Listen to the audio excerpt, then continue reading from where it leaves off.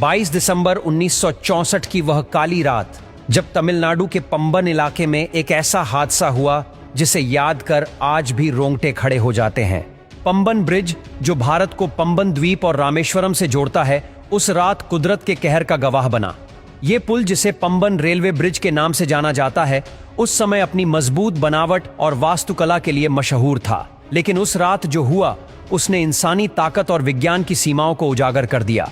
उस दिन सब कुछ सामान्य था। चेन्नई से रामेश्वरम जाने वाली ट्रेन पंबन द्वारका एक्सप्रेस अपनी नियमित यात्रा पर थी।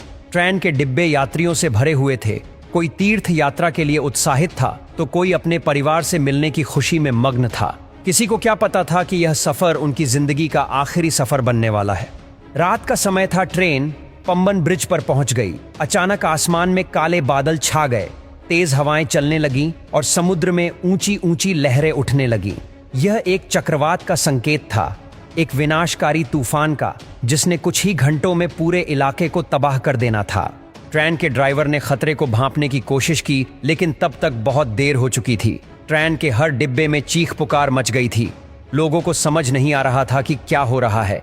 तेज हवाएं इतनी जोरदार थीं कि ब्रिज हिलने लगा। सबके दिलों में एक ही सवाल गूंज रहा था कि क्या हम बच पाएंगे।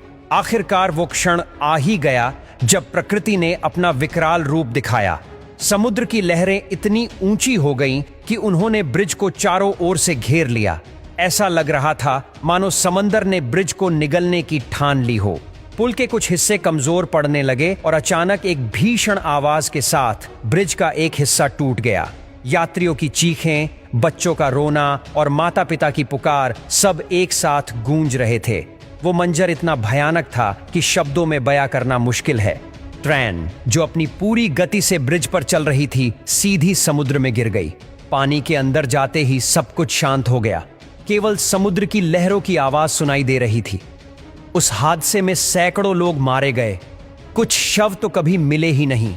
वो लोग जो अपने घर लौट रहे थे या तीर्थ यात्रा पर जा रहे थे, उन्हें शायद ही पता था कि वो अपने परिवार से आखिरी बार मिल चुके हैं। इस घटना ने पूरे देश को हिलाकर रख दिया। सरकार ने तुरंत राहत कार्य शुरू किए। नेवी और स्थानीय मछुआरों ने मिलकर बचाव अभियान चलाया, लेकिन चक्रवात की तीव्रता के कारण बचाव कार्य में काफी मुश्किलें आई। इस हादसे के बाद पंबन ब्रिज को दोबारा बनाने की प्रक्रिया शुरू हुई। इंजीनियरों ने इसे और मजबूत और टिकाऊ बनाने का प्रण लिया। नया ब्रिज चक्रवात जैसे प्राकृतिक आपदाओं का सामना करने में सक्षम बनाया गया। लेकिन उन परिवारों के दर्द और खोए हुए अपनों की यादों को कोई पुल नहीं भर सकता। घटना के कुछ समय बाद जिन स्थानीय मछुआरों ने राहत कार्य में अपनी जान जोखिम में डाली थी, उनकी कहानियां भी सामने आई। एक मछुआरे ने बताया कि हमने समंदर की उफनती लहरों के बीच लोगों को बचाने की कोशिश की। कई बार लगा कि अब हमारी जान भी नहीं बचेगी। उनके साहस ने इंसानियत की मिसाल पेश की। समय के साथ पंबन ब्रिज फिर से खड़ा हो गया। अब यह न केवल एक इंजीनियरिंग चमत्कार है, बल्कि मानव धैर्य और साहस का प्रतीक भी।